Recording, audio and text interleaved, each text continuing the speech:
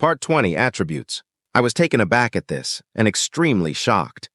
What are you talking about? Every time you summon me and then put me back, I end up at the exact moment I left. Of course you are freezing time. I let my words hang in the air for a moment, and the room felt unnaturally still as I waited for her answer, a wait that spanned an eternity in mere seconds.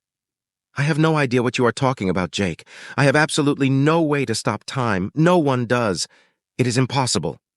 Suma shifted on my shoulder uncomfortably. But I do believe you. You believe me? I asked. But you said it was impossible. You are basically the walking definition of impossible, Jake. There is so much we do not know about you and your abilities. Who is to say that somehow time is not stopping when I summon you? At this point, nothing surprises me anymore. She said, shaking her head. The other Neem interrupted. So I take it that you are free for a noon appointment in 3 days? Suddenly, Suma and I snapped back to what we were doing and told the Neem that we wanted the appointment. We walked out of the Royal Citadel. Well, I walked and Suma rode. Suma, I began, what did you mean when you called me impossible? You have incredible strength, a forgiving heart, an immense amount of life force, and you have the ability to produce magic from your body at the same time as you manipulate the magic in the air. If you had any control or education in it, even the slightest bit, you would be a court-level mage. Suma explained. Okay, but what did you mean when you said that there was stuff we didn't know about me? The only thing I can think of is what happened at the Grand Sanctum, I said. You remember, right? That fire guy? Yes, I remember, and while that is one of them, perhaps even the biggest one, I did not mean only that, Suma said. What else don't we know? I wondered. Well, there are quite a few things, really.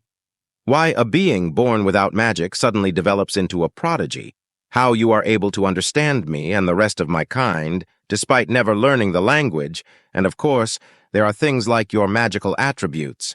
That, however, will be one of the easier things to find out, Suma said. Well, why don't we start by finding out what we can? Start with the simple stuff, you know, I suggested. I suppose you have a point, and I was going to bring up getting your attribute tested anyway.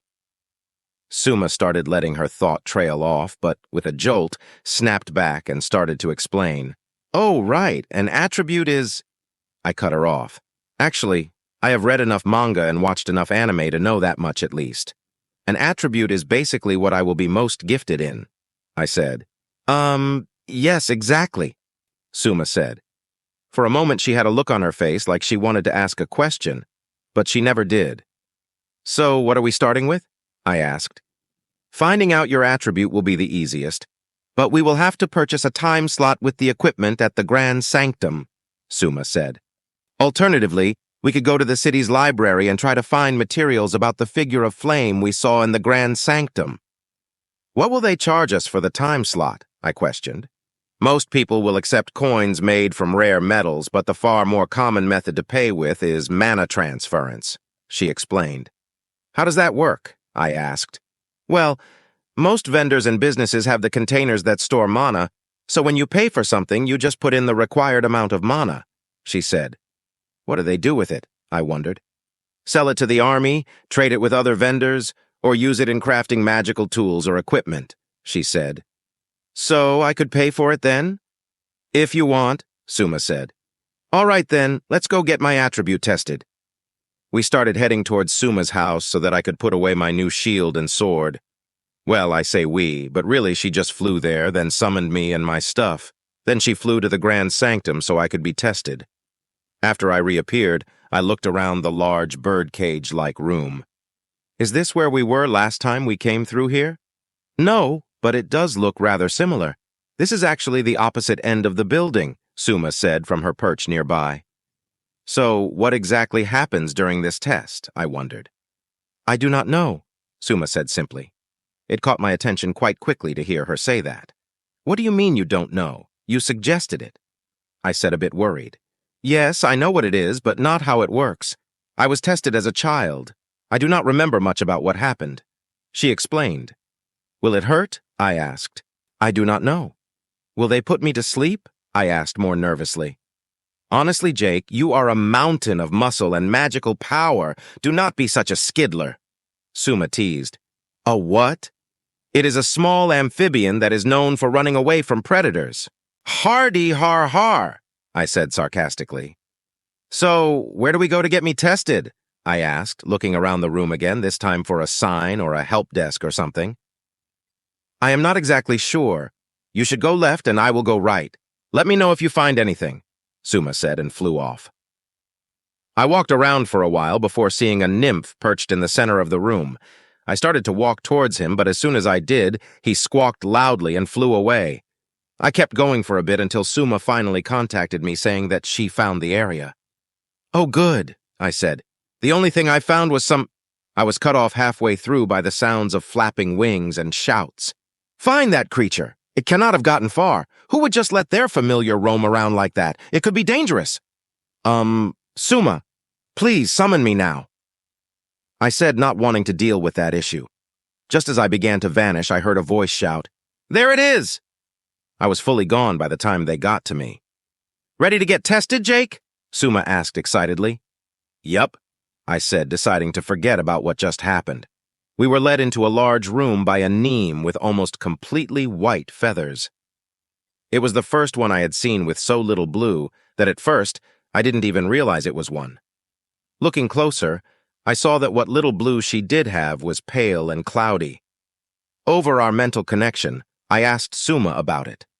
Suma, why does this name have almost no blue? This is the Grand Sanctum.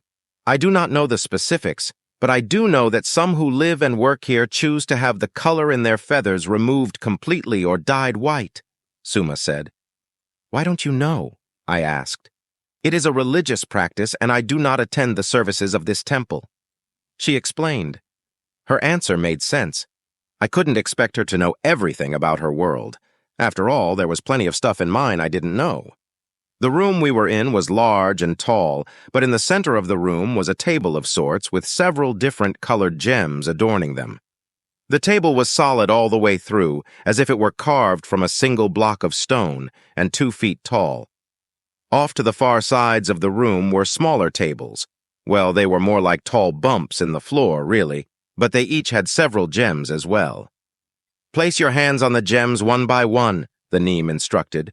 If the gem glows, then that is your branch, and we can proceed to the required table.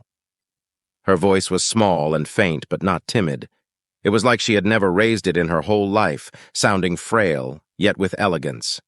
I placed my hands on the first 2 gems, but the neem clarified that she meant place both hands on a single gem. I apologized and moved my left hand over to the gem my right hand was on. I waited a moment, but it didn't glow, and the neem said I should move on to the next one. I repeated this process with every gem on the table until there was only a single one left.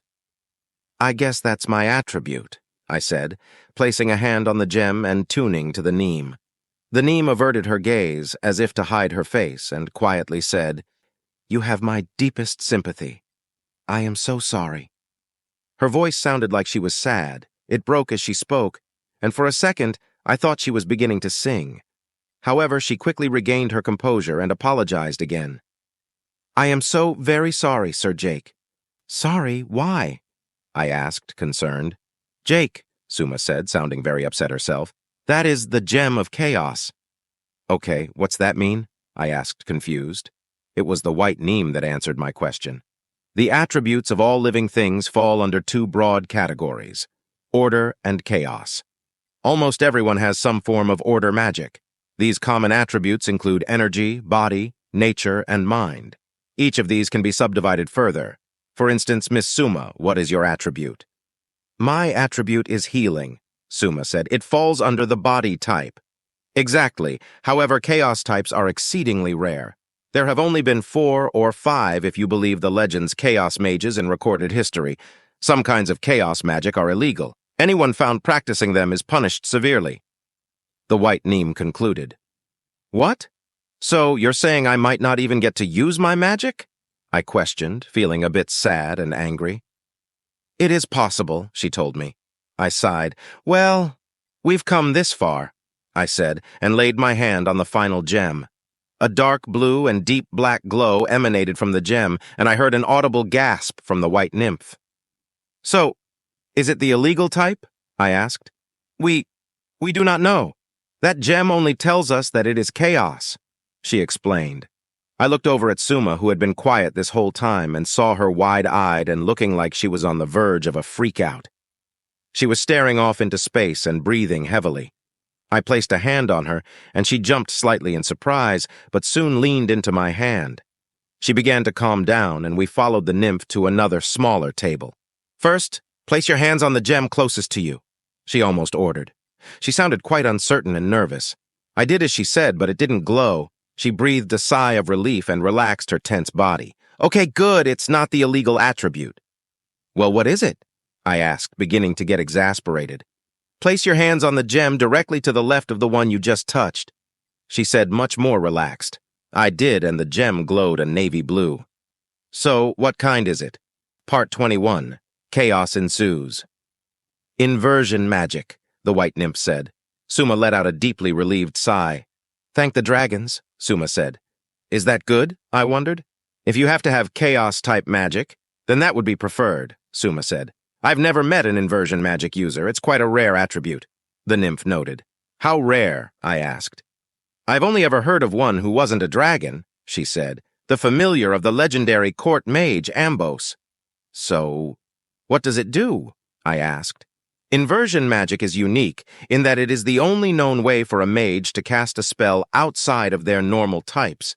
It switches all order magic into its chaos magic counterpart, and vice versa, Suma explained. Which also explains what happened that day in the alley. It does? I wondered. The chaos equivalent of the healing attribute is one of the forms of the illegal magic type we talked about earlier, death magic. Specifically the pain attribute, also called injury magic, Suma said in a serious tone. It also explains why the guards found evidence of torture on the noble because... Suma stopped talking and averted her gaze to the ground. Suma, I'm so sorry. I tried to say, but she cut me off. Stop, Jake. You did not know. Neither of us did. We could not have known. Her voice was shaky and beginning to break. This whole time, I thought it was my fault. That had I messed up somehow, done something wrong. But it was not, and I did not. Suma turned to the white nymph, spread her wings and bowed. Thank you. Thank you so much. This has taken such a burden off me. Please, there is no need for that, Lady Suma, the white nymph said and tried to get Suma to straighten herself. I'm sorry to interrupt, but what exactly does this mean? Like, what do I do with this inversion magic? I asked. I mean, if I'm going to invert every type and attribute I come across, what does this mean for our combo magic? Suma looked caught off guard for a moment. You make a good point. Since my attribute is healing and yours is inversion, any combo magic we do will be illegal.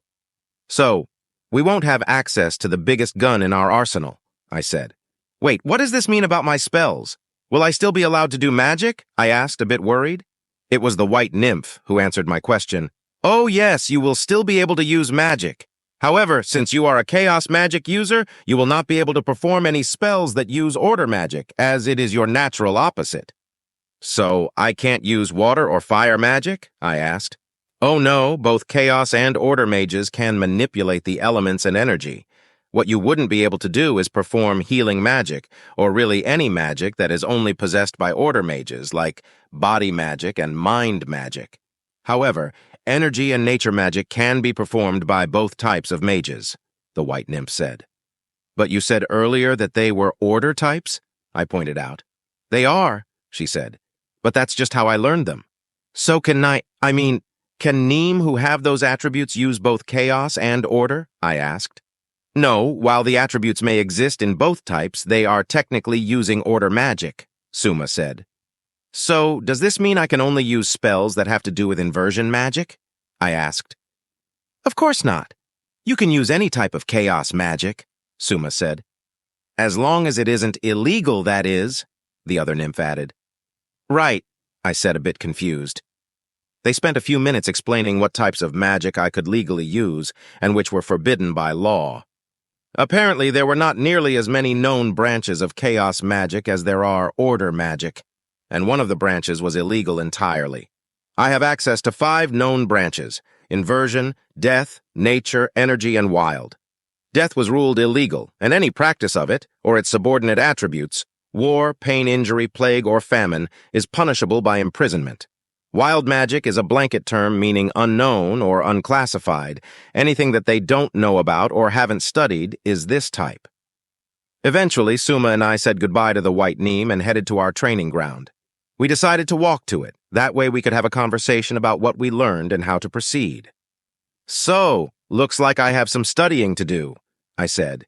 "You need to be careful, Jake. Researching chaos magic will undoubtedly draw a lot of unwanted attention. Nobility, royalty, and even some commoners all have their eyes on people who try to use it." Suma explained after perching on my shoulder. "Why does everyone fear it so much? I get that it is rare, but this feels like more than just fearing the unknown," I pointed out. "There may have only been one known creature to have inversion magic, but there have been several instances of chaos mages, or creatures that possess chaos magic, going on rampages and killing thousands or even millions." "Who were they?" "Arguably the most famous is the Chaos Dragon. It was a being of unimaginable power that laid waste to most of the world, nearly leading to my people's extinction," Suma said. "Wait, you have dragons here?" I said, amazed. "No, not anymore. They all disappeared years ago." "Why?" "No one knows," she said. "Some say they were hunted to extinction after the Chaos Dragon's rampage. Others think they just died off naturally." "And the others?" I asked. "Who were the other chaos magic users, I mean?" "They were beings from another world that found their way to ours. They were seemingly unstoppable and fearless warriors of incomparable power that called themselves Vikings." "Did you say Vikings?" I half yelled. Of all the things she could have said, that was definitely not on my list of potential guesses. Suma's head pulled back quickly. Yes," she said hesitantly. "Have you heard of them?" She realized. "In a manner of speaking, yes. They invaded my homeland over 1,000 years ago, although we called them the Danes and Northmen." "So their wrath made its way to your world as well. They were ruthless on my world. Was it the same for yours?" She didn't have lips, but based on her tone, I could just imagine her spitting at their names. Her voice was almost spiteful, as if they were her world's equivalent to Nazis. "Yeah, they came from out of nowhere and conquered as they went. They would attack, raid, and loot everything, then take as many people for slaves as they could. Men, women, and even children, it didn't matter to them." I told her everything I remembered from history class, but that wasn't much. "I think they mostly attacked port cities, though." I cannot say I paid much attention to the stories from our arcane history class, but that certainly sounds like them with one major difference, Suma said. "What?" "They did not take any slaves." "Really?" "I guess that makes sense. Your species is pretty small." I nodded my head thinking about it. "They did eat a lot of people, though," she mentioned. "What?" I yelled way too loudly, and several Neem looked over at us, startled. "Did they not do that on your world?" she wondered. Not that I know of," I said. I thought about it for a moment. I reasoned that the Vikings probably couldn't understand Suma like I can, meaning to them, they were just birds with magic. Hopefully that's what happened anyway. "Well, I would not put it past them," Suma scoffed, but really it was more of a chirp. "Hey, Suma, I want to practice my magic a bit. Can you give me some pointers?" I asked, changing the topic to something less disgusting than cannibalism. Suma hesitated for a moment. "I can try, but chaos magic is vastly different from order magic. What I know may not translate very well." "Well, you showed me how to use summoning magic. It can't be that different," I pointed out. "True," Suma said. "And anyway, there is no harm trying. And I guess we need to bond my new sword and shield, too," I added. "Yes, we need to do that before you leave today, or at least find a place in my home to store it safely," she said. "I will fly ahead and summon you once I get to the training area." With that, Suma spread her wings and took off. While waiting, I thought it would be fun to try out some magic. Okay, something simple, gathering water from the air. I started by closing my eyes and reaching out my hand into that pool of energy, just like I did when Suma tested to see where my magic was coming from. After I felt that power start to flow, I pictured water vapor accumulating in front of my hand. I pictured it taking the shape of a ball. When I opened my eyes, a small baseball-sized orb of water was floating just in front of it. I played with it for a moment, stretching it out, compressing it flat. I even froze it and then finally turned it into steam. Just as I had done that, Suma said she had arrived and began summoning me. "Hey, you!" someone yelled from behind me. "Yes?" I said as I turned around to see who it was. But just as I did, I felt something big and heavy hit my face. Hard. Then everything went black. Part 22. The Figure Returns. The next thing I remember was Suma standing over me panicking and casting some kind of magic. Also, my nose was in tremendous pain. "Ooh-ah!" I groaned and grabbed my nose. "Jake, thank the dragons, I was so worried when you collapsed after appearing and blood started pouring out of your face. I cast a healing spell on you, but I'm not overly familiar with your biology, so I could not fix the bone in your nose. What happened?" Suma said in a panicked voice. I think I got hey you'd," I said. There was a moment of silence before Suma replied with, "Hey you'd? It means someone called my attention, then hit me as soon as I turned around." I explained. I examined my nose. It was definitely broken and in obscene amounts of pain. My eyes were watering and my whole face throbbed. "Suma, I need you to set my nose. I'll try to explain how." Thankfully, after I first got summoned all those years ago, I did a lot of research into first aid treatment. I explained to Suma as much as I knew and instructed her how to reset my nose by pushing it back into place. I couldn't tell, but that part seemed to make her uneasy. I also explained how human bones grow and repair themselves just in case I had any facial damage that the broken nose was distracting me from feeling. After a quick spell and a lot of screaming on my part when she reset my nose, I was all patched up and very tired. "Suma, why am I suddenly so exhausted?" "Healing takes energy. You probably used most of your body's energy when I healed you. You should be fine after some food and rest, at least. That is how it works with Neem," she explained. "Makes sense," I said, laying on the ground on my back. "I think maybe you should send me back before I fall asleep here."